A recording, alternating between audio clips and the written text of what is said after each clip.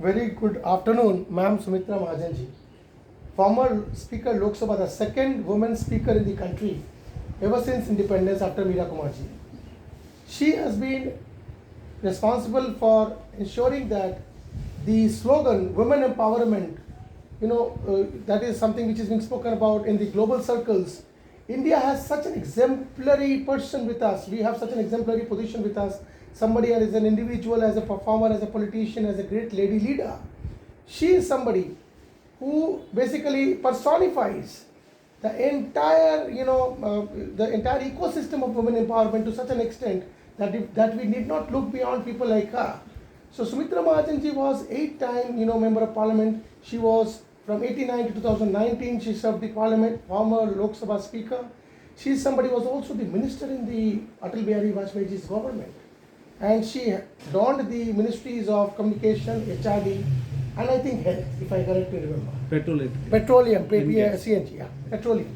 And finally, Madam is also credited with writing something which is very close to her heart. That is on Devi Ahilyabai Holkar, the great leader, the great warrior lady. She is somebody who is credited with or synonymous with the city of Indore. Though she a couple of times only she visited this place, but she's transformed a lot of things during the Holkar dynasty. Were responsible for really giving a big threat to the Mughals. Madam has written a book called Matoshri. Matoshri has been written by her, which also speaks a lot about that great lady, the leadership qualities of that great lady. I would request ma'am to speak on her journey, political journey, the challenges that she's faced, and Narmada. Narmada is very important.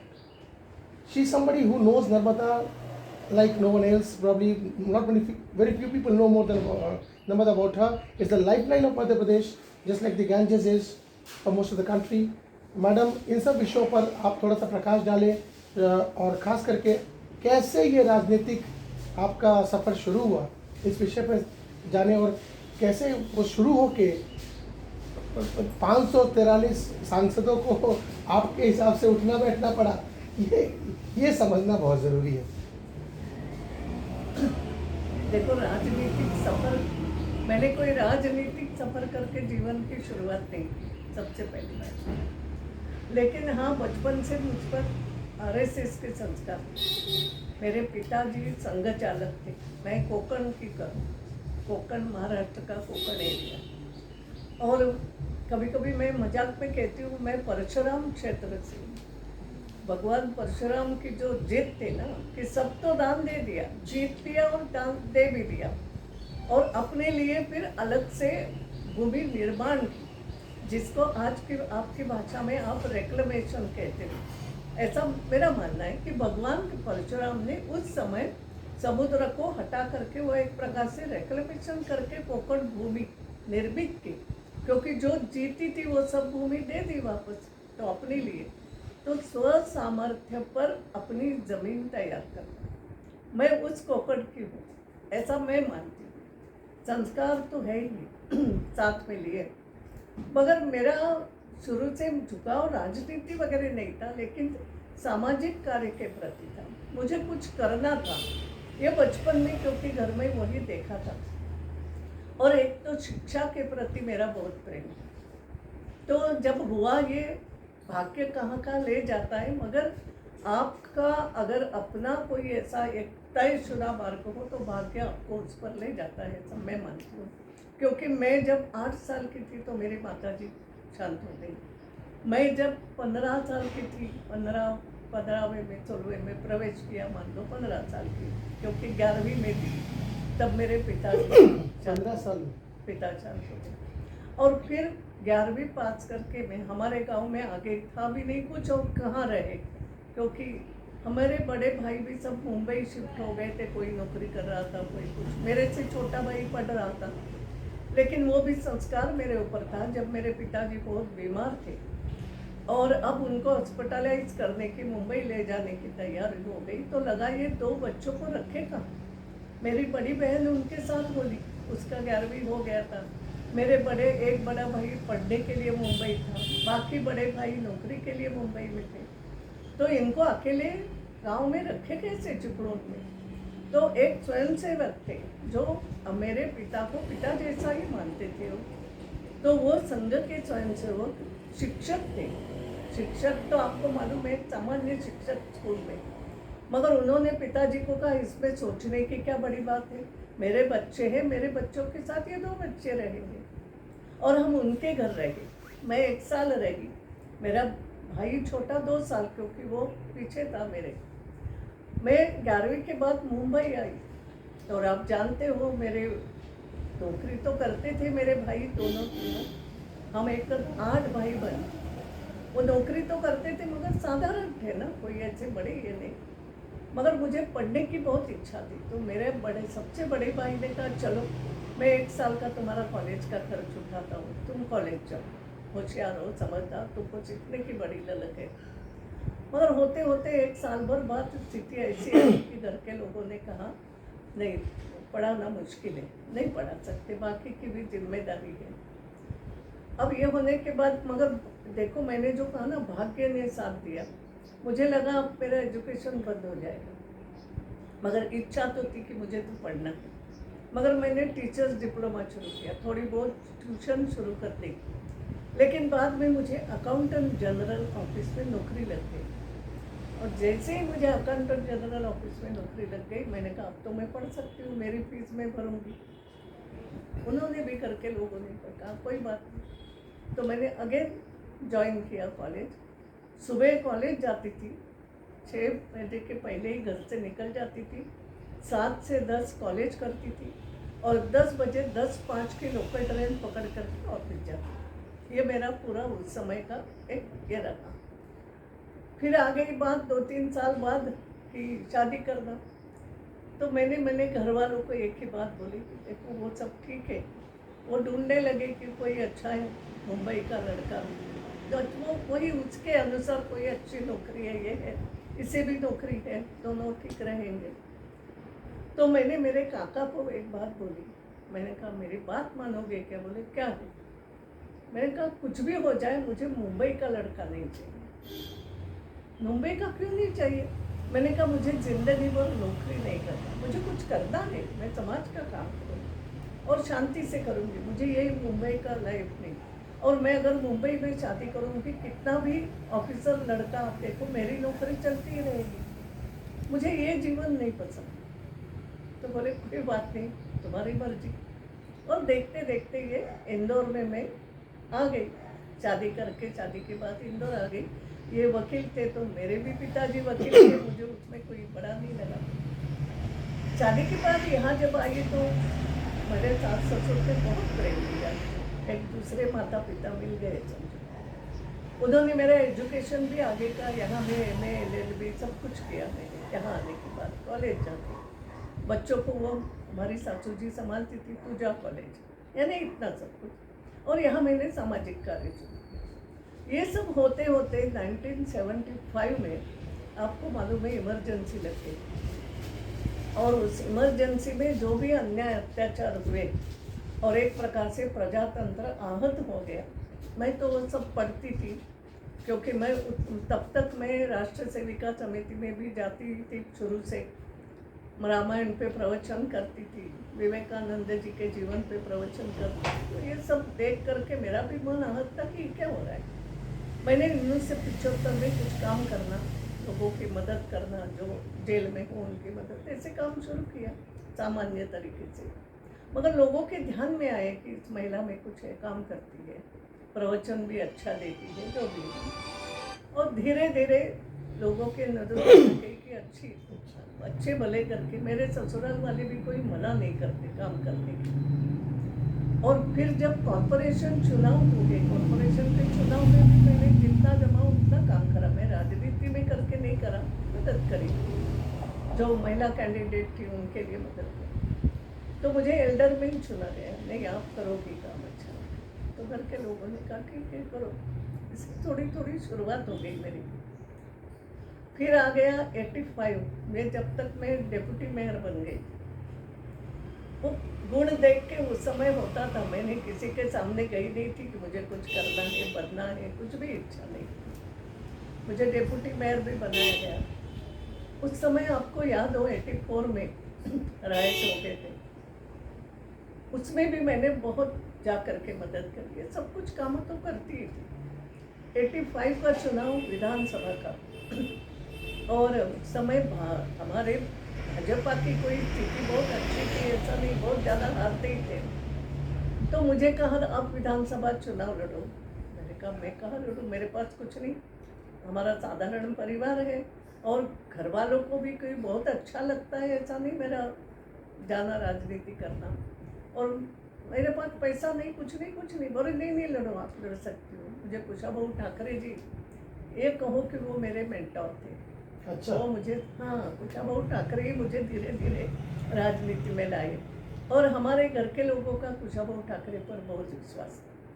तो हमारे कुशाभाऊ ठाकरे घर आते थे, मेरे सासू जी से भी बात करते थे, तो सासू जी बोलती थी अच्छा जाओ, मना नहीं करती। Very nice. कभी कभी इनको पसंद नहीं था तो सासू जी इनको समझाती थी, जाने दो, अच्छा काम कर रही है ना, जाने दो।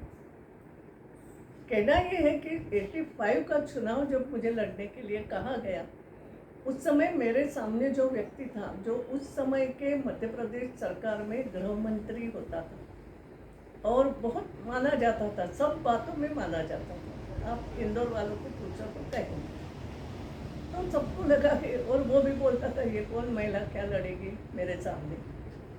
मगर मेरा एक ही स्वभाव था, मैं मेहनत में कभी पीछे नहीं।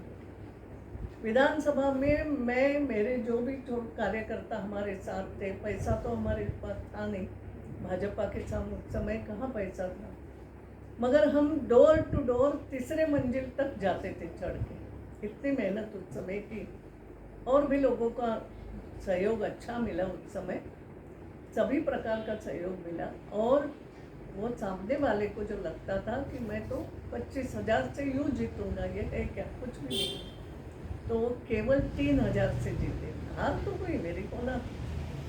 तब उस व्यक्ति ने कहा कि विजय जुलूस नहीं निकालना, इस महिला ने तो मुझे हार की कगार पे खड़ा कर दिया।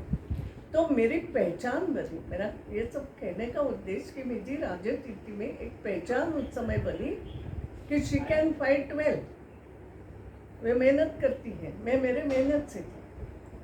और ऐसे करते करते 89 के चुनाव में मुझे लोकसभा लड़ा दिया कि नहीं मेहनत करती है, कर लेगी। ऐसा हो गया। पैसा तो था नहीं, शुरू से नहीं, आज भी नहीं है मेरे पास, आप देख रहे हो मेरा छोटा सा घर, मगर ये हो गया शुरू।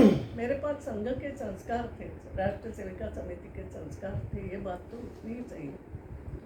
तो कोई कठिनाई नहीं हुई काम करने, क्योंकि मैं हर चीज़ का अभ्यास करती थी। मैंने उस समय देखा कि मेरे इंदौर को आवश्यकता क्या है। अगर किसी शहर को बढ़ना है, इंदौर में व्यवसायिक दृष्टि से इंदौर अच्छा है, आप शुरू से देख रहे हो, और एजुकेशनल दृष्टि सब दो, मगर किसी शहर को बढ़ना हो तो सबसे आवश्यक है कनेक्टिविटी। ये मैंने अभ्यास करके तय किया था, कनेक्टिविटी। वो रोड की, चाहे रोड की हो, चाहे रेलवे की हो, चाहे एयर की हो, and I tried for that hard, बहुत प्रयास किए। रेल कनेक्टिविटी, जो रेल के जानकार थे ऐसे लोगों को एकत्रित आ गए, वो कोई पॉलिटिकल लोग नहीं थे, मगर ये रेल का जानकार है, हमारे नागेश राम जोशी करके जानकार है, अभ्यास करते हैं, उनसे मैंने सीखा। और एक एक रेल का समय जैसा हम ये निकालते थे, और मैं वहाँ दिल्ली में जब जाती थी तो रेल मंत्री से मिलो, अधिकारी, मेरा तो काम करने का तरीका ही अलग था, केवल मंत्री को नहीं, मंत्री को तो मिलना, मगर नीचे के अधिकारियों को भी जा के मिलती थी। रेलवे बोर्ड के चेयरमैन हो, रेलवे बोर्ड के सदस्य हो, टेक्निकल सदस्य हो, मैं सबको मिलती थी। भैया इसमें क्या कठिनाई, ये क्यों नहीं हो सकता, ये मेरा प्रपोजल है, ऐसा है वैसा है। और मैं आपको बताऊँ, इंदौर से जहाँ बहुत ही एक हाथ दो ट्रेन थी, अच्छी कनेक्टिविटी नहीं थी, अब ये इंदौर देश के हर राजधानी से रेल से जुड़ गए। वही बात एयर की, वही बात रोड्स की, ग्रामीण क्षेत्र में प्रधानमंत्री सड़क योजना आई, केंद्रीय सड़क नीति, मैं सबका अभ्यास करती थी और विकास के ऊपर ज़्यादा ध्यान देती थी। तो मेरा ये कहना है कि मेरा जो प्रवास हुआ पॉलिटिकल, या मैं जीतती गई, वो इसलिए कि लोगों के मन में विश्वास निर्माण हुआ। कार्यकर्ताओं को पूछती थी, जब पहली बार मुझे मालूम हुआ कि प्रधानमंत्री सड़क योजना जो हमने शुरू की, तो गांव के लोगों को सड़क मिलेगी, रास्ता या केंद्रीय सड़क निधि नाम की कोई चीज़ है। मैंने यहाँ फ़ोन किया कार्यकर्ताओं को और मैंने कहा प्रपोजल भेजो, तो उनको आश्चर्य लगा कभी दिल्ली से कोई सड़क बनी क्या। मगर लोगों ने वो जान लिया, हम पैसा ले आए। और आज आपको जाना हो तो कभी इंदौर के ग्रामीण इलाके में जाओ, गांव-गांव सड़क से जुड़ गया है। और आप ग्रामीणों को पूछो कि ये किसने बनाया। मैं ये नहीं करती, मेरे कार्यकर्ताओं ने मदद करी, वो मेरे साथ प्रपोजल बनाते थे, सब कुछ करते थे।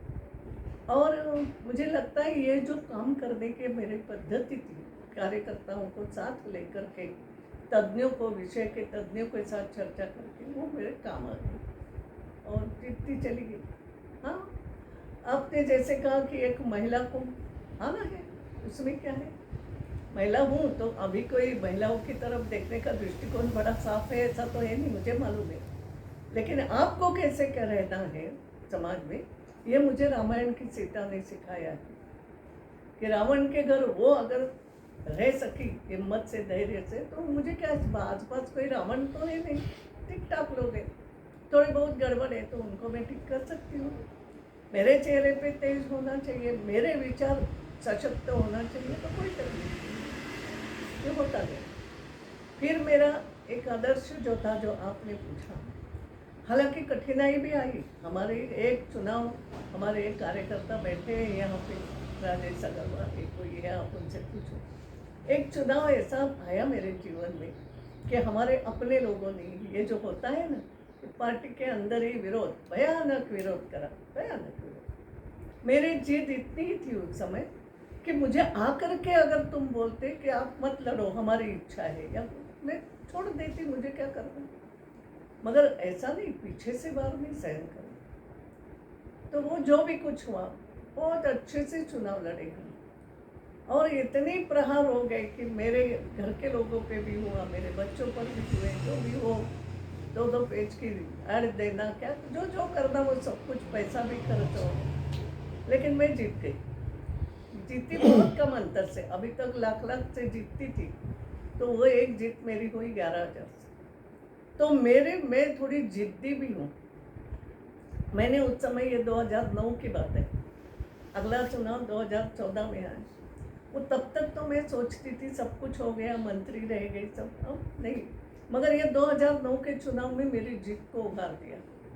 मैंने कहा रिटायर भी होना हो तो 11,000 रुपये नहीं होना, फिर लाखों के मतों से जीतूंगी, रिटायर हो जाऊंगी। और वो मौका मुझे परमेश्वर ने दे दिया। 2014 के चुनाव में 4.5 लाख से ऊपर से जीत गई। मैंने कहा अब रिटायर हो सकती, अब तो हो गया। और उस समय स्पीकर भी बनी, जो मिलना सब कुछ हो गया, तो संतुष्ट हूँ जीवन से। मगर एक बात है कि आपको संघर्ष तो जीवन में करना है, मगर संघर्ष करते समय सामने वाले को अपशब्द बोलने की आवश्यकता नहीं। ये मैं आज के राजनेताओं को कहती हूँ। क्रिटिसिज्म करो, योग्य तरीके से करो। आप अपना सिक्का जो है वो खन न बजे ऐसा रखो, तो दुनिया उसकी आवाज़ पहचानती है। मेरा और मुझे जो बल दिया, जो आप अभी पूछ रहे कि हमारी लोकमाता अहिल्याबाई होळकर, मैं उनका चरित्र, जब मैं प्रवचन देती थी तो उनके चरित्र पर भी प्रवचन करती, तो मैंने खूब अभ्यास किया उनका चरित्र। तो मुझे एक बात ध्यान में आई कि व्यक्तिगत संकट तो आते रहते हैं, आसपास के लोग भी तुम्हारे विरोध में खड़े हो, जैसा मैंने कहा मुझे अनुभव तो आ ही गया कि मेरे ही अपने लोग विरोध में खड़े होता है। लेकिन अगर आपके मन में सच्चा भाव है, आप समाज का हित करना चाहती हो, तो डट के मुकाबला करो और अच्छे काम करो, समाजोपयोगी काम। सत्ता ये स्व उपभोग के लिए नहीं है, समाज के लिए इसका आपको सत्ता चाहिए। तो इस तो अहिल्याबाई का मेरे इन्होंने जो शासन किया, अच्छा शासन किया, आज भी उनका नाम अच्छे शासक के रूप में लिया जाता है। उस समय यानी उनका जो कार्यकाल रहा, वो आपको मालूम है 1725 से 1795 उस सदी में होती। उस समय महिलाओं के हितों के लिए उन्होंने कानून बनाए। पहली बात कि महिलाओं का अधिकार है, पति की संपत्ति में स्त्री का अधिकार अहिल्याबाई ने पहले दिया है। हमारे यहाँ मालवा है तो महिलाओं की सेना बनाई है, तो महिलाओं को आगे लाए। ये सब मेरे प्रभाव था उनके चरित्र का, और पूरे हिंदुस्तान में काम किए, समाजोपयोगी काम किया, तो कहीं ना कहीं वो था मेरे ऊपर प्रभाव।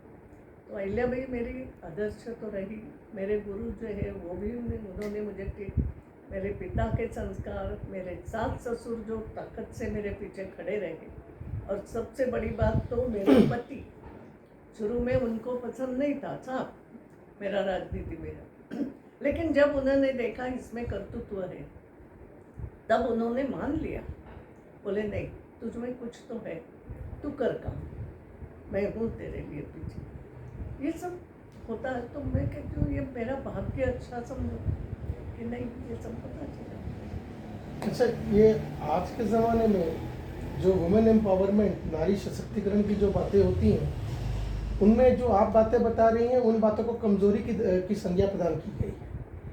परिवार से जुड़े रहना, उनकी आज्ञा लेना, उनके साथ उनकी सहमति से चलना, वो भी ये भाग्य ही सिर्फ नहीं है, आपके कुछ गुण ऐसे थे कि वो इन चीज़ों को मानने पे मजबूर हो जाया करते थे, उन्हें लगता था कि ये रास्ता सही है। आज सिर्फ कॉन्फ्रंट्रेशन का ज़माना हो गया है, मैं सही तू गलत, तू सही मैं गलत, ऐसा ज़माना आ गया है। मैं नहीं मानती ऐसा कोई जमाना आता नहीं है।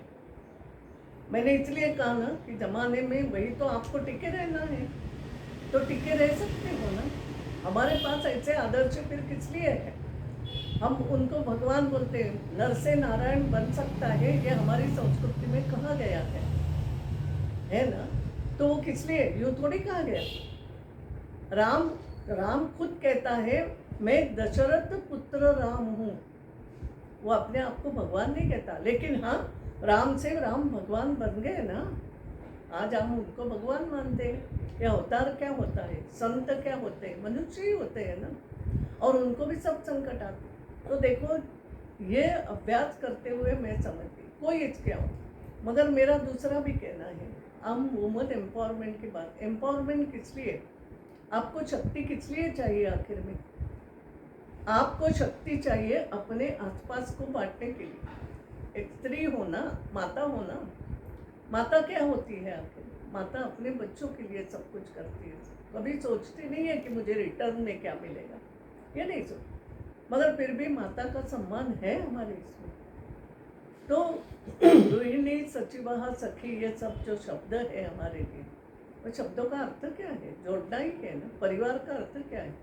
तो परिवार से अलग होके, हाँ, मगर ये भी रखो जो विश्वास उत्पन्न, मैंने कहा ना मेरे पति को भी पसंद कहा था राजनीति में आना। सास ससुर मेरे पीछे जरूर खड़े थे, मगर मेरी सास मुझे समझाती थी, नहीं, जब मैं बाहर जाने लगी थोड़ी सी समाज सेवा के लिए, तब वो कहती थी देख तू जा जरूर सुमित्रा, लेकिन एक बात ध्यान रख, उसके कोर्ट में आने का जब समय होता है ना, तब तू घर पे रहे। ये बैलेंस अगर आया तुम्हें तो तू आगे यशस्वी हो जाएगी। कि उसको नाराज अभी मत कर, एक बार उसका विश्वास तुम पर हो गया कि वो तुम्हें जाने देगा। मेरे सासू ने मुझे सिखाया, बोले उस समय तो घर आती जा, जैसे ही वो कोर्ट से आएगा थका मांदा, कभी गुस्से में आएगा, कभी क्या है, तो तू हंसती हुई घर में होना चाहिए। अब देखो बहुत बड़ी बात है, और मैं इसमें सफल तो हो गई ना, नहीं ऐसा नहीं। तो मेरा कहना है परिवार को तो आपको संभालना ही है, आप परिवार से अलग होकर नहीं रह सकते, लेकिन हाँ परिवार में अपना स्थान बनाना, वो प्रेम से भी बन सकता है, कर्तृत्व से बन। और इसलिए मैं एक बात आपको बताती हूँ कि वो एम्पावरमेंट का अर्थ क्या है। मैं जब स्पीकर बनी, शुरू से मैं महिला दिवस, राष्ट्रीय महिला दिवस में कई बातें सोचती थी। मुझे जब कुछ करने का मौका मिला तो मैंने स्पीकर बनने के बाद महिला दिवस पहला आया, मुझे बताया गया आज महिला दिवस है, आप कुछ एक करो, कार्यक्रम करो।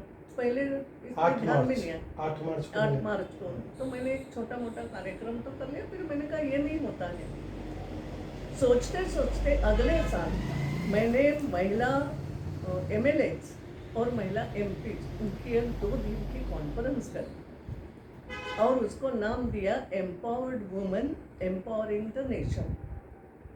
कि हम तो MLA बन गए तो एम्पावर्ड हो गए, फिर हमको करना क्या है? MLAs को भी बुलाया, हाँ, MLAs को भी बुलाया, जितने भी MPs और MLAs, women MLA, women MLAs और MPs, वुमेन MLA और MP।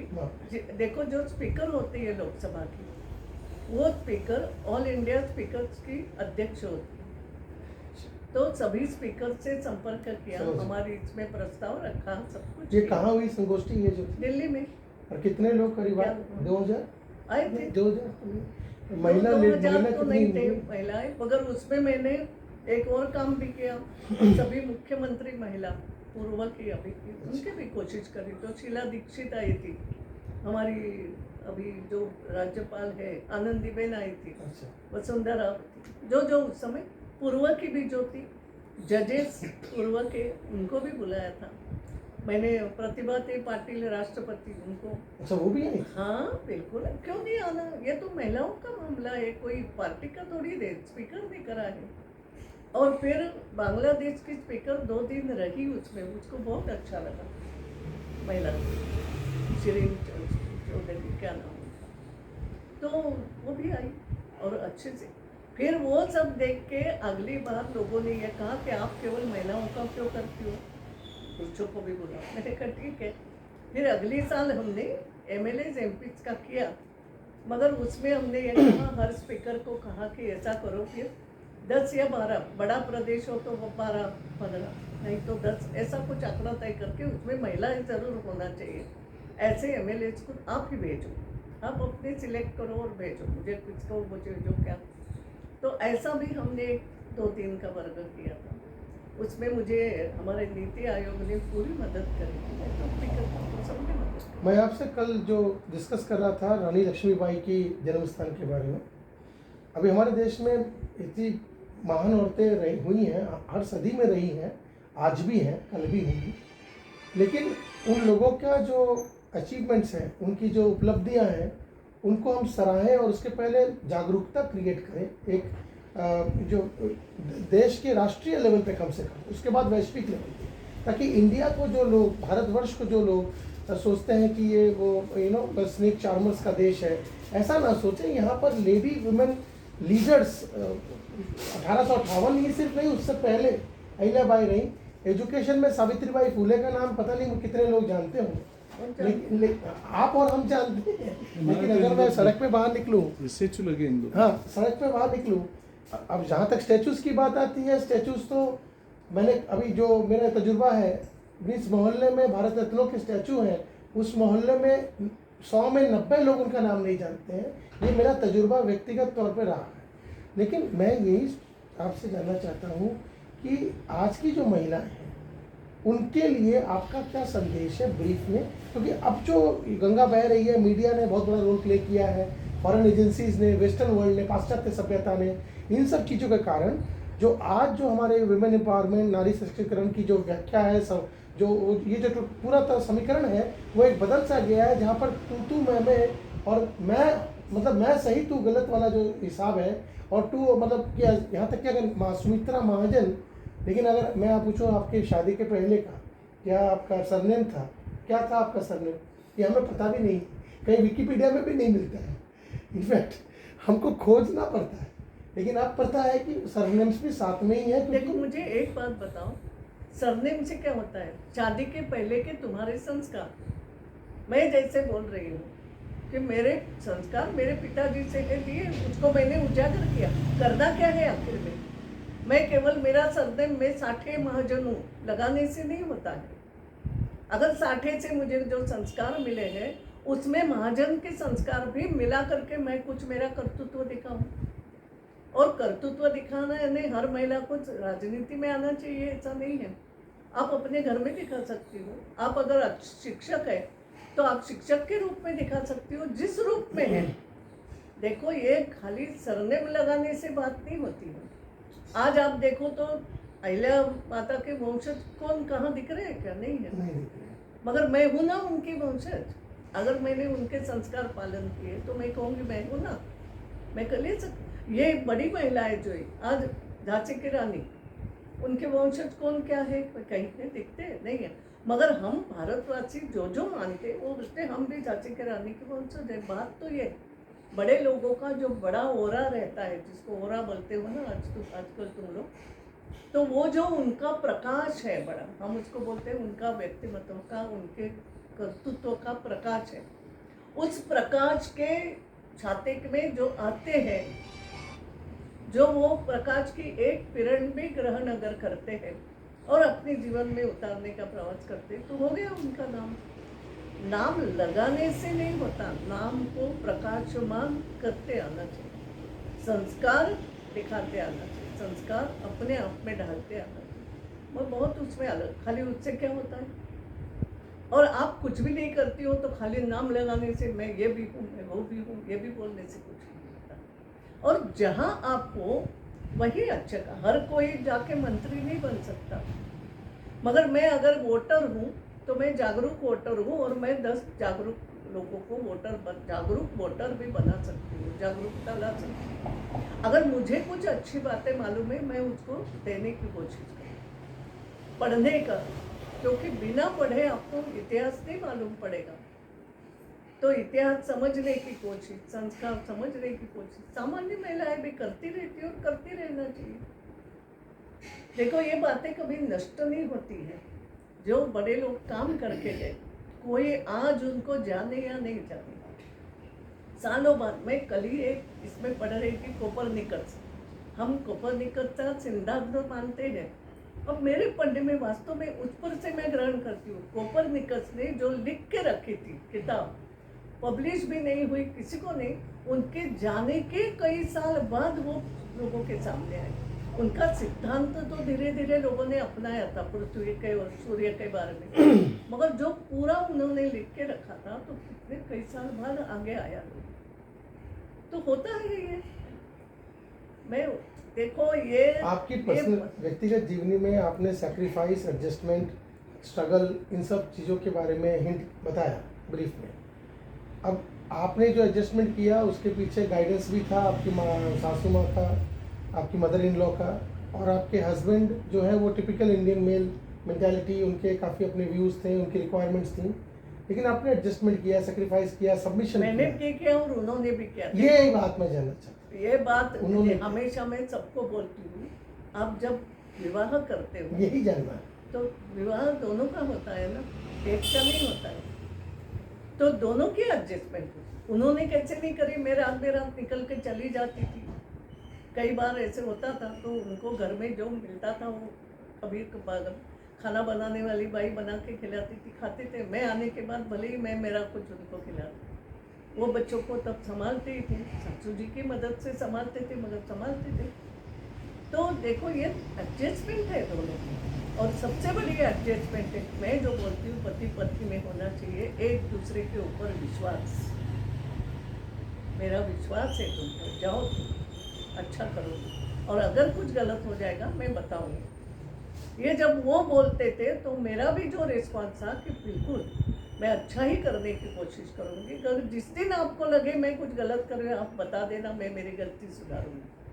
तो मैं गलत हो ही नहीं सकती ऐसा कह करके मैं घर से बाहर निकल सकती हूँ क्या? नहीं, मैं भी इंसान हूँ।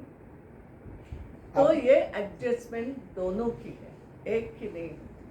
आपने अब थोड़ा सा, आपने इतने सारे प्रधानमंत्रियों के साथ भी काम किया, राजीव गांधी जी के साथ भी किया होगा, इंदिरा जी का समय भी देखा आपने नरसिम्हा राव जी का समय देखा, जो एक इकोनॉमिक रिफॉर्मर, देश के, हमारे देश में अगर कहते हैं कि इन्फ्लेक्शन पॉइंट, वाटरशेड, अगर हम आर्थिक वाटरशेड की बात करें, परिकल्पना को जिन्होंने जिस तरह के छवि को जो साकार करने में हमें मनमोहन सिंह जी के साथ जो सहायता की, ये इतिहास के पन्नों में गढ़ चुका है और इसको हम बदल नहीं सकते। तो आपने सारे वाजपेयी जी को देखा, जो एक संस्थापक ही नहीं, ये आज जहाँ भी खड़े हैं, आज की सरकार है, ये कभी भी श्यामा प्रसाद मुखर्जी जी, वाजपेयी जी, इनके कंट्रीब्यूशंस, आडवाणी जी, जोशी जी, इन सब के कंट्रीब्यूशंस, और आरएसएस के जो ग्रेट सावरकर जी हैं, दीनदयाल उपाध्याय हैं, कभी भूल नहीं सकते। लेकिन ये जो इतना तजुर्बा आपका रहा, और नाउ विथ नरेंद्र मोदी जी, नरेंद्र भाई मोदी के साथ भी आपने 7-6 साल प्रधानमंत्री के तौर पर भी आपने काम किया, 5 साल, जब आप लोकसभा में स्पीकर थी। तो ये सबके व्यक्तित्व में के विषय में थोड़ा सा अगर आप, क्योंकि इस आपसे बढ़कर लोकसभा 8 पार्लियामेंट मेंबरशिप कौन बता सकता है?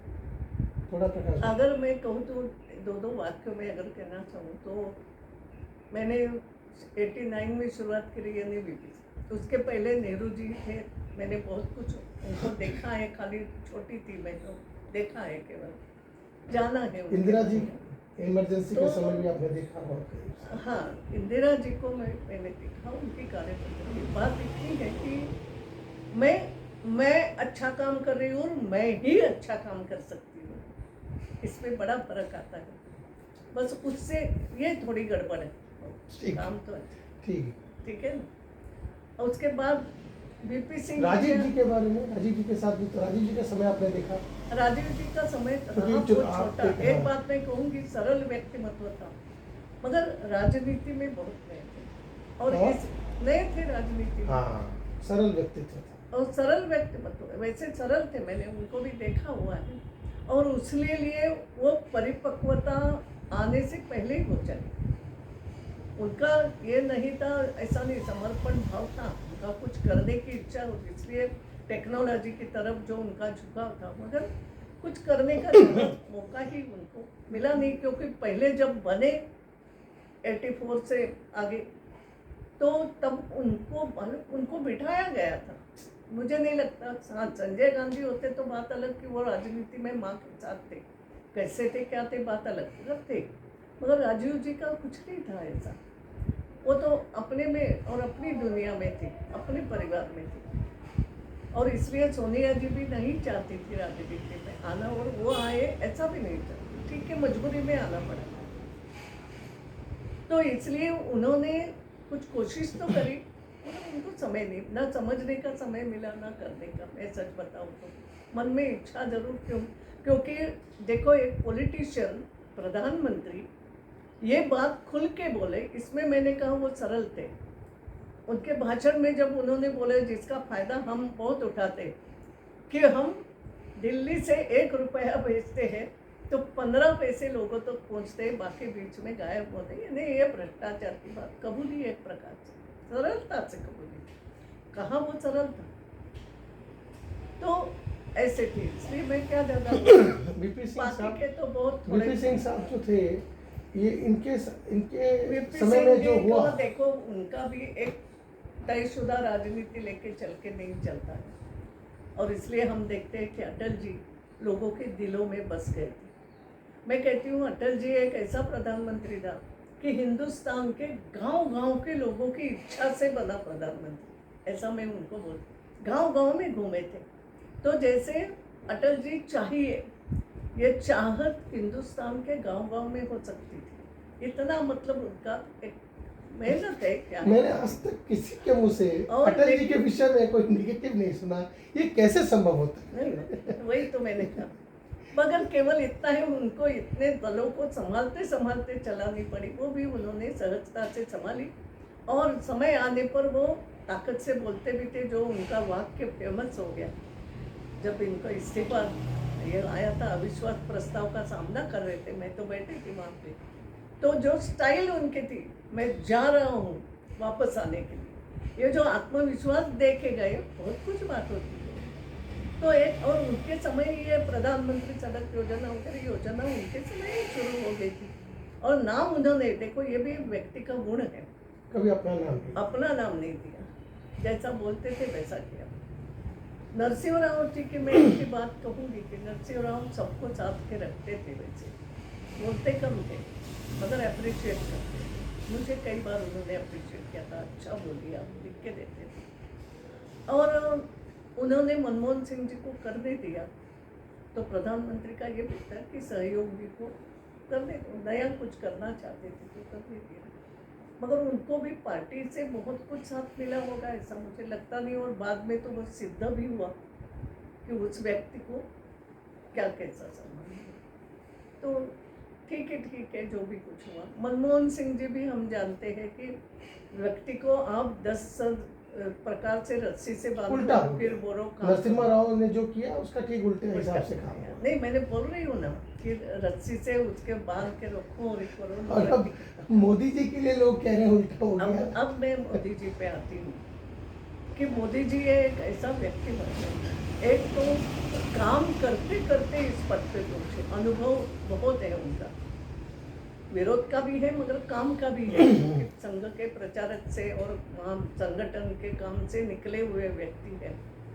और इसलिए हिंदुस्तान को क्या चाहिए, हमारी रीति नीति क्या है, पार्टी की भी, ये सब जैसे निचोड़ निकाले हुए प्रधानमंत्री, मालूम है उनको कि मुझे क्या करना है और वो करना है तो मुझे ताकत से आगे कदम बढ़ा दी।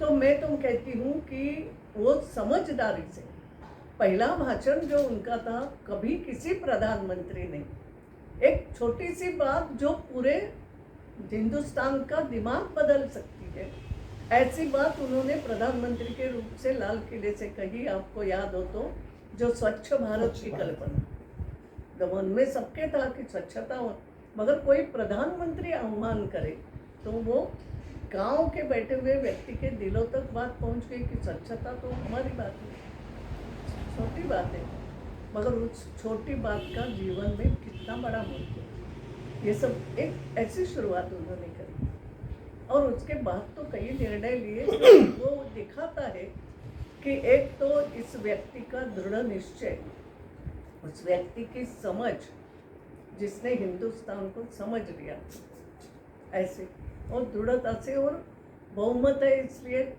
कदम दृढ़ता से डाल पा रहे हैं, उनको सर्कस नहीं करना पड़ रही, मगर उसका वो फायदा लेकर के अपने प्रदेश, केवल अपना देश नहीं तो मेरा देश पूरे सभी विश्व में आगे बढ़े, ऐसा करके उस भाव को लेके कुर्वन्तु विश्वमार्यम्, ये जो हम बोलते हैं ना हमारी भाषा में है केवल, उसको वो उतारने में लगे हैं एक अलग प्रधानमंत्री। आप जब लोकसभा की स्पीकर रही तब तो जो है मेजॉरिटी बहुमत सरकार रही, तो लोकसभा के स्पीकर के रोल के लिए भी अगर हम बात करें जरा सा, कि तो आपकी जो जर्नी एज ए स्पीकर रही, was it much easier compare to probably a fragmented mandate और अ कोalition गवर्नमेंट? क्योंकि ये जो कोalition और गठजोड़ की सरकार होती है उस दौरान एज ए स्पीकर का रोल और एक 300 प्लस इंडिया अलायंस का जो स्पीकर है, इन दोनों के रोल में क्या बहुत अंतर हो जाता है? क्योंकि बिल सारे के सारे रह जाते हैं। बात आप समझिए, केवल कोalition है या बहुमत है इससे नहीं होता है, धीरे धीरे राजनीति में जो बदलाव आता चला गया, उस बदलाव का चित्र भी हमने देखा। अभी आपने जैसे बोला कि लोगों में यह विश्वास है कि तू मैं करो तो ही कुछ बात बने, सही बात। एक दूसरे के ऊपर व्यक्तिगत आरोप करो तो ही राजनीति। पहले नहीं होता था ना, पहले तो एक हमारे जनसंघ के समय तो एक या दो लोग रहते थे तो भी उनकी सुनी जाती थी। पार्लियामेंट डिस्कशन के लिए एक भाव पक्का था, वो धीरे धीरे बदलते हुए पार्लियामेंट गड़बड़ करने के लिए, चिल्लाने के लिए है, इस पे हम परिवर्तित हो रहे हैं। इसलिए बहुमत होने के बाद भी जो तकलीफें मुझे उठानी पड़ी, वो मुझे लगता है ये परिवर्तन के कारण है। इसको तो करना पड़ेगा, समझना पड़ेगा। मैंने कोशिश करी कि हम यहाँ चिल्लाने के लिए नहीं आए, वो तो जनता चौक में जाके चिल्लाओ। ये मैं हमेशा बोलती हूँ कि जनता चौक में या चौक में दिया हुआ भाषण और पार्लियामेंट में दिया हुआ भाषण, इसका फर्क जो समझेगा वो सही राजनेता है। बात तो ये है, अब तो दोनों भाषा एक ही होने लगी है, ऐसा नहीं आप जिस तो मुझे ये तकलीफ उठानी पड़ी, समझ गए। दूसरी बात एक जो हो गई कि प्रादेशिक पार्टियां महत्वपूर्ण होने लगी। देखो, प्रादेशिक पार्टियों का अपना महत्व है, मैं उसको मना नहीं कर रही, लेकिन प्रादेशिक पार्टी ने भी ये ध्यान में रहना चाहिए कि मेरा प्रदेश का हित करते हुए मुझे राष्ट्र हित को नहीं भूलना है ना। बड़ा क्या है, प्रादेशिक हित बड़ा या राष्ट्र हित बड़ा? ऐसा जब निर्णय आ तो राष्ट्र हित, और जहाँ तुम बैठे हो वहाँ राष्ट्र की जब बात होती है तो आप वही बात करोगे। तो कहीं ना कहीं ये हम जो बोलते हैं ना कि लाइन, एक लक्ष्मण रेखा, ये जो होना चाहिए इसको हम भूल जाते थे। मैं संविधान में जो बदलाव की आवश्यकताएं हैं, नहीं, इसलिए मुझे तकलीफ हुई कि अब टीडीपी चल रही थी। टीडीपी क्या थी? एक प्रदेश की बात, और वो भी एक प्रदेश के एक पार्टी की बात। जो हो चुका है, तुम्हारा प्रदेश अलग हो चुका है, सब कुछ हो चुका है। इस गवर्नमेंट ने नहीं किया, पहले नहीं किया, मगर कर दिया, अपने एक्सेप्ट भी किया। अब कुछ बात लेकर के तुम थोड़े से लोग पूरे पार्लियामेंट को चलने नहीं दे, या कांग्रेस का भी तुम्हारी संख्या कम है, मगर जो बोलना वो मुद्दे मुद्दे को पकड़ के बोलो। ये जो पद्धति हो गई ना, उसकी तकलीफ मुझे भी उठानी पड़ी। नहीं, ऐसा नहीं, कोशिश करी मैंने कि सबको लेके चलो। नुकसान तो प्रादेशिक पार्टी का ही हुआ अल्टीमेटली। होता है नुकसान, देश का एक होता है। पैकेज के लिए आपने केंद्र के साथ में जो मतभेद जो है उस लेवल तक पब्लिक डोमेन में आप लेके चले जाएंगे कि आपको लगेगा कि और वो बुमेरैंग कर जाएगा, वो उल्टा आपके ऊपर पड़ गया। उल्टा पड़ेगा, मगर मैं कहती हूँ इसमें देश का नुकसान ज्यादा है, ये समझना। ये हुआ अल्टीमेटली, आज हम लोगों को नुकसान हो ही रहा है।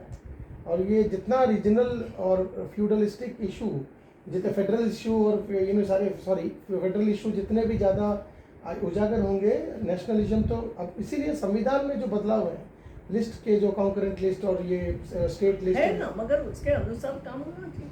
देखो, संविधान ने उसको तो सबका expect ख्याल किया जा रखा रहा है ना, है, उसका संविधान expectation ने है। सबका ख्याल रखा है, नहीं ऐसा नहीं है। मगर आखिर में संविधान पूरे देश के लिए है। समय जैसा के साथ- मध्य प्रदेश के लिए केवल नहीं है, या गुजरात के लिए केवल नहीं है, या महाराष्ट्र के लिए नहीं है। हम तीनों को मिलके अपना हित देखना है ना, और एक दूसरे को कोऑपरेट भी। मेरे घर में, मैं क्या हूँ, महिला हूँ ना, तो इसलिए जैसा समझती हूँ। मैं मायके से उठ के ससुराल आ गई, तो मेरे भाई भी है, उनका भी मुझे अच्छा ख्याल रखना है, नहीं ऐसा नहीं। मगर अब मेरी प्रायोरिटी थोड़ी ज़्यादा देवर के प्रति भी हो जाती है ना। मेरा देवर है, तो मेरे देवर को, मगर मेरे देवर के साथ मेरे बच्चों को भी। तो ये एक भाव सब होना चाहिए, ये कहीं ना कहीं। और इसलिए आखिर देश बड़ा है ना, और हम उसके हिस्से हैं देश के। हमारी भी प्रगति आवश्यक है, मगर आखिर हम जुड़े किससे हैं, तो पूरे राष्ट्र से हम जुड़े। ये एक थोड़ा भाव पड़ता है। इसीलिए अब आखिर के 2-3 मिनट है, मैं आपसे 2-3 चीज़ें और समझना चाहूँगा। एक तो संविधान में अब बात कर रहे थे हम, संविधान में बदलाव की, समय के साथ सब कुछ बदल गया, राजनीतिक तरीके, तौर तरीके बदल गए, भाषा बदल गई है, पद्धति बदल गई है। तो संविधान में भी अब बदलाव की आवश्यकता है। राजनीतिक पार्टियां जो स्टेट लेवल पे हैं, रीजनल लेवल की हैं, प्रादेशिक हैं, वो बहुत सशक्त होती जा रही हैं, उनकी पकड़ अपने अपने राज्य में बहुत अच्छी है। लेकिन अल्टीमेटली अब फिर लोग ये भी कहते हैं कि देश का नेता कौन, मोदी, पर हमारा यहाँ ममता रहेगी। देश का नेता कौन, मोदी, पर हमारे यहाँ स्टैलिन रहेगा। रहने दो। ठीक, लेकिन अल्टीमेटली जो सेंट्रल स्टेट का डिस्कनेक्ट है, उस डिस्कनेक्ट को जो एक्सप्लॉइट किया जाता है, आवश्यकता नहीं है, मैं वही बोल रही हूँ। प्रदेश का नेता अलग रहे ना, कौन मना करता है। मगर वो प्रदेश का नेता इस बात को भी समझे कि जब नेशनल इश्यूज आते हैं, तो उसमें सही क्या गलत क्या केवल मैं मेरा करके नहीं समझना पड़ जाएंगे ना। नेशनल इशू नेशनल होते हैं। केंद्र की सारी स्कीमों को आप देखो रोक देते देखो, हैं जैसे स्टेट में। अगर बांग्लादेश से आए शरणार्थी है, वो अगर घातक है, तो पूरे राष्ट्र की दृष्टि से घातक है। ये मानना पड़ेगा कि नहीं मानना तो पड़ेगा? संविधान में अब बदलाव की आवश्यकता आप महसूस करते हैं? देखो, क्योंकि कई हम बार ऐसी क्या जगह है, बैठे हैं, संविधान में बदलाव को कहीं हम ऐसी जगह बैठे हैं जहाँ पर भीमराव अम्बेडकर पैदा हुए थे। ये भी मैं अपने दर्शकों को बताना चाहता हूँ। हमारे 10-20 किलोमीटर संविधान यहाँ में से। होता आया है। संविधान संशोधन के लिए कोई मना थोड़ी करता, कई बार किया हमने। मेरे ख्याल से मेरे ही समय में 100 के ऊपर हम आ गए थे। 100वां संशोधन एक बहुत अच्छा किया हमने, मगर होते थे। तो संविधान संशोधन, और मगर उसको एक सार्वजनिक सहसम्मति से सबने मिलकर सोच के कर सकते हैं, क्यों नहीं कर सकते। मगर उसके लिए बैठना पड़ेगा ना, उसके लिए चर्चा करना पड़ेगी ना, और वो चर्चा साधक बाधक होना चाहिए ना। साधक बाधक ही बोलते हैं ना, क्या बोलते हैं, सभी होना चाहिए। तो ये ही हो नहीं होगी तो कैसे चलेगा। चर्चा ही नहीं करना, हमें केवल जिंदाबाद मुर्दाबाद करके पार्लियामेंट में तुम मनवा नहीं सकते। मैं यही तो बोल रही हूँ। चर्चा की बात आती है तो अभी अमेरिका विजिट भी हुई। पार्लियामेंट इज नॉट फॉर जिंदाबाद मुर्दाबाद। चलिए, हमारा संवाद राजनीतिक तो है नहीं, इसलिए आखिर में राजनीतिक संवाद नहीं है बेसिकली। मैं तो एज नारी के तौर पे आपसे, और एक इतने बड़े एक हमारे देश के एक ऐसा व्यक्तित्व है आप, जो एक धरोहर है जिसे हमें ज़िंदगी भर हमेशा यूज़ करना है, इसलिए हम आपसे मिले, मौका मिला हमको आपसे मिलने का। आखिर में नर्मदा के विषय में आपका कुछ आपकी टिप्पणी हो और कुछ आपके सजेशंस हो, क्योंकि गंगा मिशन तो ठीक है, बहुत कुछ हो रहा है, नर्मदा के विषय में आप क्या कहना चाहिए? नर्मदा का तो देखो, नर्मदा का भी अपना एक, हमारे देश में, वैसे तो सभी देशों में नदी का महत्व है। हमारे देश में विशेष रूप से हम उसको जैसे पूजनीय मानते हैं, क्योंकि हमें मालूम है जल बिना जीवन हो नहीं सकता। हम इसलिए मानते हैं उसको। पूजनीय मानती हूँ। नर्मदा के लिए मैंने अभी अभी एक सुना, एक वाइस चांसलर आए थे पूना से, और उनका यहाँ नर्मदा के कछार का बहुत अभ्यास था। तो उन्होंने कहा पूरे हिंदुस्तान में नर्मदा ही एक ऐसी नदी है, वो बहती तो है, पानी ऊपर है, मगर इससे ज़्यादा भूगर्भ में यहाँ के पानी है नर्मदा का। ये मेरे लिए भी एक नई बात थी। उन्होंने तो पूरे कुछ कितना है क्या नहीं सब बता दिया था, मगर दैट इज समथिंग कि उतना ही भूगर्भ में पानी। और हम यहाँ जानते थे, पहले कहते थे मालव माती गहन गभीर पग पग रोटी डगड गनीर, तो खोदो तो पानी है ऐसा। मगर ये उन्होंने नर्मदा का जो कई अभ्यास हम करते हैं तो उसमें है नर्मदा जीवनदायिनी तो है, मगर नर्मदा का उपयोग करना है तो नर्मदा को सुरक्षित भी तो करना पड़ेगा, अच्छा भी उसका प्रवाह साफ सुथरा।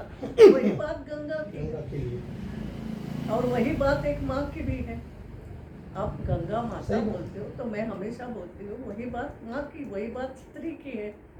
स्त्री जननी है ना, तो वह बढ़ाएगी ना, वंश वृक्ष बढ़ाएगी, प्रजा बढ़ाएगी, संस्कार देगी, अपना दूध पिला करके बच्चे को बड़ा करेगी।